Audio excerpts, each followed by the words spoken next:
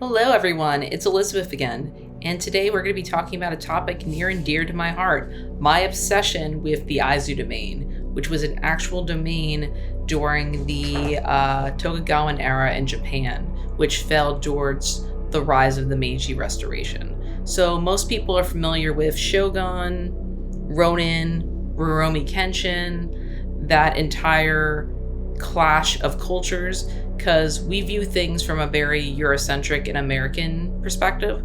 So keep in mind the American Civil War is happening from like 1861 to like 1865. In the meanwhile, Japan is internally dealing with a lot of inner turmoil, particularly towards the time period where Commodore Perry invaded Japan from the inside out. So before, Japan was a collection of fiefdoms and kingdoms. They unfortunately committed different acts of abuse, genocide, and destroyed for dominance and conquest during that time period. However, there was a relative stability and peace throughout the region through this very tightly networked feudal system in which you had the shogun, the tent government on the top, and you had all the samurai that worked underneath him as a collection to uphold power in this case. So for the interest of our story, we have it during the Bosen War, where the Aizu domain, one of the more loyal groups, they were completely devoted to the cause, the samurai Bushido code, which was loyalty to one's family and society and culture, and ultimately was vehemently opposed to expansion, to being a democracy, to turning into an imperial power, and to ultimately not have foreign interference. However, the vast inequality, the disparities was just too much for the mainly farming population that felt that the samurai had abused their reign to power. So in my world, I have it where the two founders of the Red Domain, Kenji and Satoshi, are two people who thrived during that time period, really were idealizing the best parts of that era and then wanted to keep that dream alive. So the Red Domain, when you initially go to it, is a samurai fiefdom, and it's been completely frozen in 1867. It has not moved forward. So the interesting thing is, we're thinking the American Civil War in 1865. They are in this massive civil war ricocheting all throughout Japan at this time period. So they're not even thinking of that. So the empire is now putting a puppet government in place in the form of the emperor. And then you have the shogunate and all the military, the militarized state, the collapse of the culture, the vibrancy that was in it, the courtesans, all of that completely gets thrown out the window. And now these people have to rebuild their lives from the foundations of what they knew. So imagine a world where the Meiji Restoration never occurred. So you've got the Red Domain, where it is a collection of mountain ranges, where it's got this giant gate around it, and it basically cuts off from when the void goes in. The collections of forests are actually based on this current day prefecture near Fukushima, which is quite beautiful, and if you get the opportunity, you can go visit. You also have the opportunity to really see the natural environment with its lakes, its varied castles, and Suruga Castle is an actual place you can go visit. They have onsens, they have a lot of traditional things that we associate with Kyoto, but actually find its place in this region. So for the purposes of our story, we have it where it's the eternal summer, the fall of the government, the fall of the way things used to be, and the comfort and nostalgia of falling into the old ways has convinced Grandfather Kenji to keep the world the same way. However, this society is based on a rigid kind of militaristic order that's very male-centric.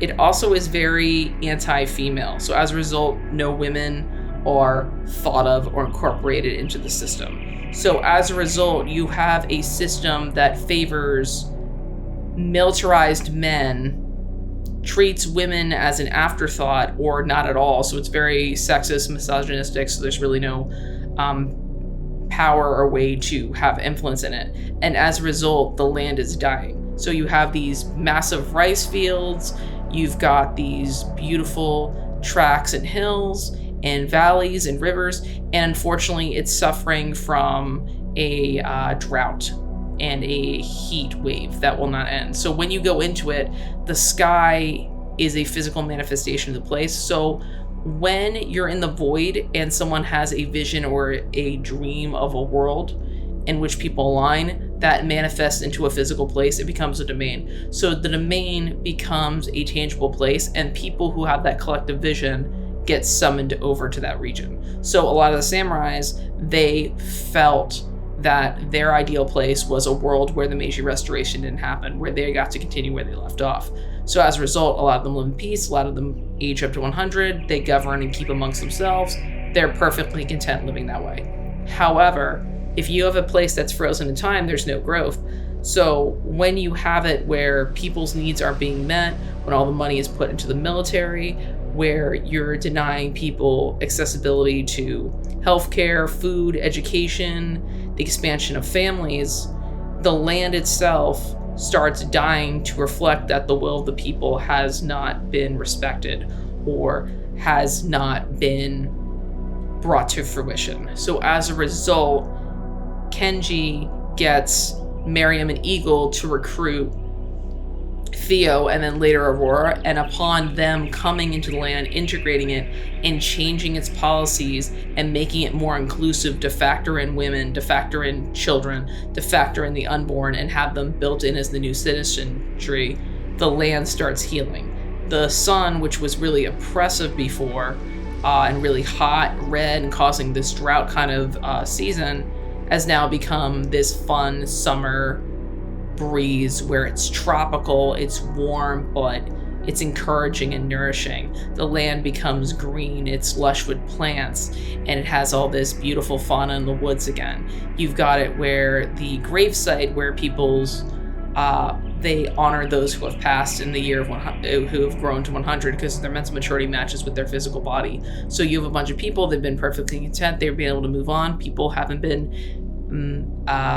managing the graves.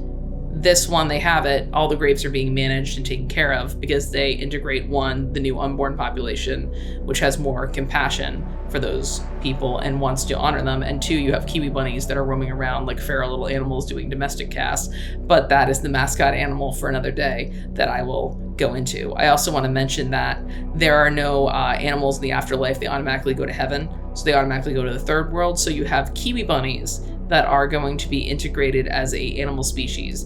And that is how they get a cavalry class where they're able to ride horses, because the Kiwibunnies are able to change form in the void.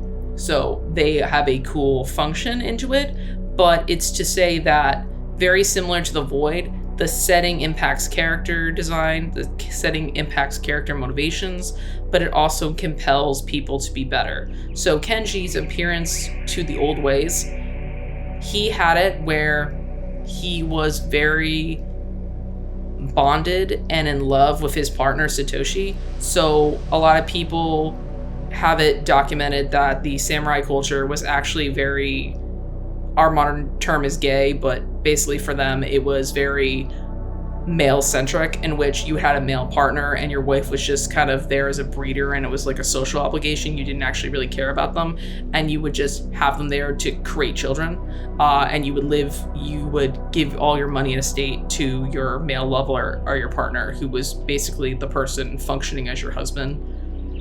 Then after the Meiji Restoration, they put a more Eurocentric model, which imposed these rigid standards of who could marry, who could inherit property. Thus, that fell out of place. So their love and their life became illegal and illegitimate. So a lot of those people either, one, they changed gears and complied and fell in line with what was the New World Order, or a bunch of them actually committed suicide or completely became social recluses, refusing to change who they were, because they had this power and prestige in this world where other people didn't. So the interesting thing about Kenji and Satoshi's story is they finally got to be together. They got to create a world on their terms, but because of their biases and their sheltered vision of what an ideal world was, they didn't factor what it would be for women and children. So as a result, the land is dying. The land is dying because we didn't let the new generation rule. We didn't let new ideas flourish. We wanted to keep things frozen in time because we can control things. And when we have things outside of our scope and control, we become fearful of the unknown. Theo and Aurora are the unknown. They're the illegitimate grandchildren from his bloodline, and they have this unique sword inheritor trait. However, it's not a magic MacGuffin, it's not a chosen one thing. They do get summoned over there. However, they have to work on it. So when it starts out, they're only able to summon a very rusty sword. It's really bad where Theo and Aurora don't really have any formal training. So they're just running around, whipping their swords like they're baseball bats. They're very crudely built out of their soul threads, and they can break very easily. So they are not just given a magical power-up. However, they are given the opportunity by Kenji and Satoshi to live their lives in the red domain. And because they are adopted into that world, they thrive, they build in their culture. And then as a result of Theo's sacrifices, his consistency, his new policy, he becomes the new main leader of the red domain. And he becomes more inclusive. He becomes a leader. For example, he factors in a world for women and children. He makes it fair for all partnerships, regardless male, female, female, male, whatever. As long as you're a team, you're in it, you're here, awesome. And people are shocked by it, but then they see that the land is healing, the world is healing when you embrace everyone versus living in isolation and cruelty. And same thing with Aurora. With Aurora and the unborn are originally left in the village. After Aurora is integrated in, all the unborn get slotted into the red domain, and as a result, they never run out of people. So the land continually thrives. So now they're in a new era of growth. Aurora's name literally means dawn or new beginning. So her name is purposely highlighting that change. And after you see them, Kenji's appearance to the old way is a love letter to all my martial arts training in college, my research to and about the Aizu domain, my love of anime and manga, my great love of the Red Tail fable, in which people's souls mates are linked by pinkies in their fingers, and the concept of really moving away from selfish forms of government that only benefit a ruling class and don't factor in other people, and for us to critically look at it with a more logical but also compassionate eye. And another thing I would like to go into is the rejection of firearms as cowardly. So Kenji is very against modernization, and even though they had precursors imported from the Netherlands at the time called Harlequins styled guns were used as an artillery one, but it was more of an honor code of ethics. Theo actually becomes vehemently anti-gun during a rebellion stage with him and Esperanza, and they actually take all the guns and they melt them down. So within the red domain, the most honored form of combat is to use your fist, right? Martial arts, or to use swords or blades. And there is honor in having short range combat. So the concept of using a metal gun and not having accountability for your actions and saying the gun did it is considered disgusting, cowardly. It's taking the easy way out, which Kenji, Theo, and a lot of the red domain culture looks down upon. Also for the unborn, they don't have a conceptual concept of a gun. So when they're initially in the void, it frightens them to see tacticians with guns, and it's seen as something vulgar. It's seen as something weird from the first world that really doesn't have a place in theirs. So the red domain, it's all about, you want to challenge someone, you're not taking it out on civilians, you're not taking it out on children, you're not taking it out on women. It's one-on-one where you verse an opponent. You don't drag civilians in it, you verse as a combatant, and you either show up your martial arts chops, whether it's from Japanese, Korean, Chinese, Filipino, Indonesia, Nepal, any of the East Asian or Southeast Asian cultures, or any type of martial arts form around the world, or you show off your swordsmanship. So those are the two main ways to assert and show power. I have it where when the unborn are integrated in, they're not automatically slotted into the military because Aurora and Theo felt like they were cheated of a childhood. So as a result, they have it where the kids are educated formally. They're taught how to read and write in many languages. They're taught two basic mechanics of martial arts, so horse riding, swordsmanship, weaponry of any choice, and they have a hand-to-hand combat martial art, and then they have a weaponry combat, and then they have some form of animal husbandry or farming, and then they're given the option whether they want to stay in the red domain, whether they want to immigrate to the blue or white domain that they're in alliance with, or if they want to join the military. So most of their citizenship base, which is unborn, a lot of them choose to stay because they really love their country and they want to stay there. Some of them choose to go to other countries and they have such a loyalty to the red domain, so they tend to appear in the other books as very proud members of that group, and they still hold Aurora, Theo, and Kenji's legacy in their hearts. And it's a cool homage to see a country go from being built for one particular group and showing that it can have the range to be built for unborn in all of the world's diverse communities within a couple generations. So it starts out as an isolated samurai fiefdom frozen in time in 1867 to a blossoming community and world in fiefdom that will honestly go till the last unborn and the last person is there, and then Theo and Aurora will be the last person they see before they meet God. So to have that range and have it manifest in the way is a really cool homage to you can let go of the past in order to grow into the future and trust that the new generation will be better, build better from your mistakes and biases, and ultimately lead your country to be better.